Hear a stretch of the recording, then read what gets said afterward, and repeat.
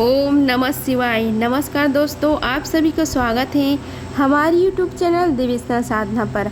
आज हम आप सभी को पशुपति व्रत कैसे करें, इसके लाभ, पूजा विधि, महत्व तथा इसकी संपूर्ण जानकारी आप सभी को देते हैं।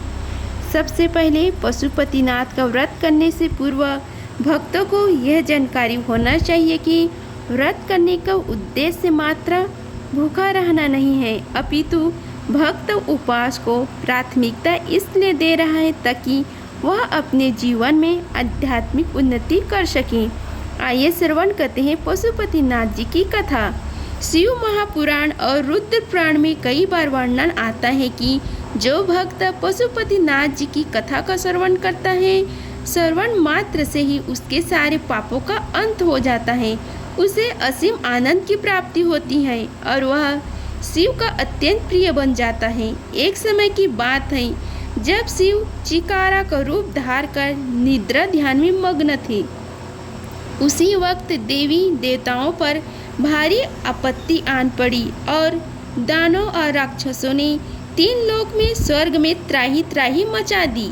तब देवताओं को भी यह स्मरण था कि इस समस्या का निदान केवल शंकर ही कर सकते हैं। इसलिए वह सदस्यों को वाराणसी में वापस ले जाने की प्रयत्न करने के लिए शिव जी के पास गए। परंतु जब शिव ने सभी देवी देवताओं को उनकी ओर आते हुए देखा तो शिव ने नदी में छलांग लगा दी। छलांग इतनी तीव्र थी कि उनके सिंह के 4 टुकड़े हो गए। इसके पश्चात भगवान पशुपति चतुर्मुख लिंग के रूप में प्रकट हुए और सभी से पशुनाथ जी की पूजा और व्रत करने का विधान आया। अब हम आप सभी को पशुपति व्रत करने की पूजा विधि के बारे में बताते हैं। रुद्र पुराणों, शिव महापुराण में जहाँ वर्णन आता है कि पशुपति व्रत करने का मुख्य उद्देश्य शंकर को प्रसन्न करना है। पशुपतिनाथ जी का व्रत सोमवार को किया जाता है। सभी भक्तों को यह ध्यान रखना चाहिए कि पशुपतिनाथ जी का व्रत करते समय हमें ब्रह्म मुहूर्त में उठना अति आवश्यक है। ब्रह्म मुहूर्त में स्नान कर साफ सुथरे कपड़े को धारण करें। भक्तों को निरंतर अपने मन में और मुख से श्री शिवाय नमस्तुभ्यम का जाप करना चाहिए। पूजा की थाली में कुमकुम, अबीर, गुलाल, अश्वगंधा, पीला चंदन, लाल चंदन और थाली में ऐसा चावल रखें जो खंडित ना हो। थाली में अगर धतूरा और आंकड़ा हो तो वह भी रखें। परंतु बहुत सारे भक्तों के मन में यह प्रश्न आता है कि यह सब पूजा सामग्री एकत्रित करना बहुत ही कठिन होता है। इसका यह अर्थ कतई नहीं है कि अगर इसमें से एक भी सामग्री नहीं हुई तो भोले बाबा हमसे प्रसन्न नहीं होंगे, क्योंकि भक्तों को हमेशा स्मरण रखना चाहिए कि हम उन्हें भोलेनाथ कहते हैं, जो सभी जीवों पर दया और करुणा की बरसात करते हैं। जिस प्रकार से एक पिता को अपने पुत्र की चिंता होती है, उसी प्रकार से शिव अपने भक्तों को चिंता करते हैं। उन्हें रिझाने के लिए हमें कोई कठिन परिश्रम नहीं करना है, अपितु एक लोटा जल भी अगर हमने उन्हें प्रेम से अर्पित किया तो वह बहुत है। भक्तों को भी यह ज्ञात होना चाहिए कि यही सामान हमें पूजा के लिए शाम को भी लगेगा, इसलिए इसका मात्रा अधिक रखें। पूजा की सामग्री बेलपत्र और थाली लेकर श्री शिवाय नमस्तुभ्यम का निरंतर जाप करते हुए मंदिर में प्रवेश करें। अगर भक्तगण यह पाते हैं कि शिवलिंग के आसपास सफाई नहीं है तो सबसे पहले भक्तों को सफाई की सेवा करनी चाहिए। सफाई करने के बाद शिव जी की सभी पूजा सामग्रियों का इस्तेमाल करते हुए उनका पूजन करें, जल और बेलपत्र अर्पित करें। भक्तों को यह स्मरण होना चाहिए कि शिवलिंग का अभिषेक सबसे ऊपरी भाग पर जल डालकर करें। जो भी प्रसाद भक्तों ने श्रद्धापूर्वक बनाया है उसे जलधारी में न रखें। बहुत बार भक्तों के मन में यह संशय आता है कि बेलपत्र पूजा सामग्री का अभिन्न भाग है और बहुत बार यह भक्तों को उपलब्ध नहीं हो पाता। अगर ऐसे कठिनाई भक्तों की पूजन में आती है तो उसे यह अवश्य ज्ञात होना चाहिए कि जो बेलपत्र शिवलिंग पर पहले से चढ़ा हुआ है उसे साफ करके भी शिवलिंग को अर्पित किया जा सकता है और जब सुबह की आरती समाप्त हो जाए तो शाम को भी यही प्रक्रिया पुनः करें। पूजा की थाली में याद से 6 दिए रखें, जिनमें से 5 दिए भक्तों को मंदिर में प्रज्वलित करना है और 1 दिया जो बचा हुआ है उसे घर के दरवाजे के बाहर दाईं तरफ प्रज्वलित करें। पशुपति व्रत में किस प्रकार के उपास किए जाते हैं उसके बारे में आपको बताते हैं।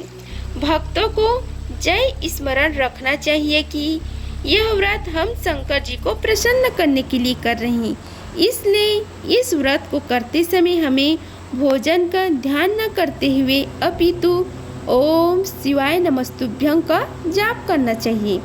सुबह सुबह भक्तों को फलाहार ले लेना चाहिए। शाम को पशुपति नाथ जी की पूजा होने के पश्चात भोजन ग्रहण करना चाहिए, परंतु भोजन की पूर्व उसे प्रसाद का वह भाग लेना चाहिए जो वह घर में लाया था। परंतु भक्तों को यह स्मरण होना चाहिए कि प्रसाद सबसे पूर्व उस व्यक्ति को मिले जिसमें उपवास रखा है, फिर भी उस प्रसाद को परिवार के अन्य सदस्यों को देना चाहिए। अब हम किन किन बातों को पशुपति नाथ की व्रत में रखना चाहिए उसके बारे में बताते हैं। भक्तों को यह ध्यान रखना चाहिए कि सदा शिव शंकर को पंचानन भी कहा जाता है, इसलिए जब पूजा अर्चना करते समय हम 5 दियों को प्रज्वलित करते हैं तो उसी समय भक्तों को अपनी सारी इच्छाएं शिव जी के सामने प्रकट कर देनी चाहिए। कितने समय तक पशुपति का व्रत रखना चाहिए, अब इसके बारे में आप सभी को बताते हैं, इसे ध्यानपूर्वक अवश्य सुनिए। भक्तों को कम से कम 5 सोमवार तक पशुपतिनाथ का व्रत रखना चाहिए। इसका अर्थ यह कतई नहीं है कि भक्त 5 सोमवार से अधिक पशुपतिनाथ का व्रत नहीं रख सकता। जब भक्त सफलतापूर्वक 5 व्रत कर ले तो छोटे सोमवार भक्तों को उद्यापन करने की विधि प्रारंभ कर देनी चाहिए। उद्यापन के दिवस भक्तों को ब्रह्म मुहूर्त में स्नान करके पूजा थाली को तैयार रखना चाहिए, परंतु उद्यापन के लिए थाली में 108 वस्तुएं रखकर, चाहे वह मूंग हो, चावल हो, मखाने या आदि, और अगर भक्त परिस्थितियों के कारण 108 वस्तुएं रखने में अक्षम है तो जितना श्रद्धापूर्वक भक्त थाली में सामग्री एकत्रित कर सकता है उतना सामान एकत्रित करें। पूर्व व्रत की तरह ही सुबह और शाम को पशुपतिनाथ जी की पूजा करें। पूजा करने के पश्चात मंदिर में 11 रुपये का दान दें। इस दिवस का प्रसाद थोड़ा ज़्यादा बनाएं ताकि ज़्यादा भक्तों को प्रसाद बांटी जा सके। अब पशुपति व्रत में बाधाएं आए तो क्या करना चाहिए उसके बारे में बताते हैं। अगर भक्त किसी परिस्थितियों के कारण सोमवार को व्रत करने में असफल है तो उसे इस व्रत को अगले सोमवार पर करना चाहिए। अगर स्त्रियों में महामारी का दौर हो तो भी व्रत अगले समय पर डाल दे, परंतु सबसे महत्वपूर्ण बात तो यह है कि व्रत करते समय हमें हमारे मस्तिष्क और मन में किसी भी प्रकार का लोभ, लालच, स्त्रियों का भाव उत्पन्न नहीं करना चाहिए, क्योंकि हमें ज्ञात होना चाहिए कि पशुपतिनाथ जी का व्रत करने का अर्थ है कि हम अपने आराध्य से प्रेम को बढ़ाना चाहते हैं। इसलिए इस दिवस हमें ओम शिवाय नमस्तुभ्यं का जाप अधिक से अधिक करना चाहिए। पशुपतिनाथ जी का मंत्र क्या है इसके बारे में आपको बताते हैं, इसे ध्यानपूर्वक अवश्य सुनिए। यह रहा पशुपतिनाथ जी के मंत्र। सजीवाय सजीवाय फट, विद्रवाय विद्रवाय फट, सर्व दुरितम नाशाय नाशाय फट। तो इस प्रकार से जब कभी भी भक्त पशुपतिनाथ जी का व्रत करे तो शिवलिंग पर जल अर्पण करने के पश्चात पूजा के वक्त यह आरती गावे। पशुनाथ जी की आरती शिव जी को बहुत अधिक प्रिय है, यह आरती न केवल शिव को प्रसन्न करती है, अपितु भक्तों की हर इच्छाओं को पूरी कर शिव के साथ प्रेम संबंध को और भी आगाढ़ कर देती हैं।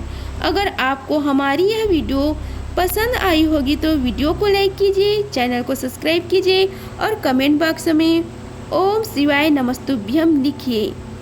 धन्यवाद। मिलते हैं अगली वीडियो में, तब तक के लिए हर हर महादेव।